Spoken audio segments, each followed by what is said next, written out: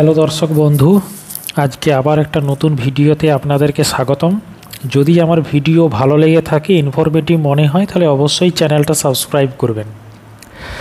আমার পিছনে এখন যে ফটোটা দেখতে পাচ্ছেন, এটা হচ্ছে চোখের ভিতরে যে আমাদের রেটিনা নামের যে লেয়ারটা আছে, যেখানে নার্ভ দ্বারা সে লেয়ারটা তৈরি হয়, তো সেই লেয়ারটারই ছবি এটা।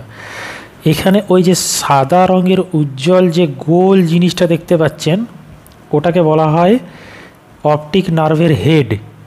অর্থাৎ ওই জায়গাটা দিয়েই অপটিক নার্ভটা ব্রেন পর্যন্ত পৌঁছায়। ঠিক আছে, ওইখানে দুটো অংশ আছে, ওটাকে বলা হয় কাপ ডিস্ক। ঠিক আছে, আর এই চারপাশে যে শিরা উপশিরাগুলো দেখতে পাচ্ছেন, ওটা হচ্ছে central retinal artery and central retinal vein. আর ওই লাল অংশটা হচ্ছে গিয়ে ম্যাকিউলা। ঠিক আছে, ধন্যবাদ।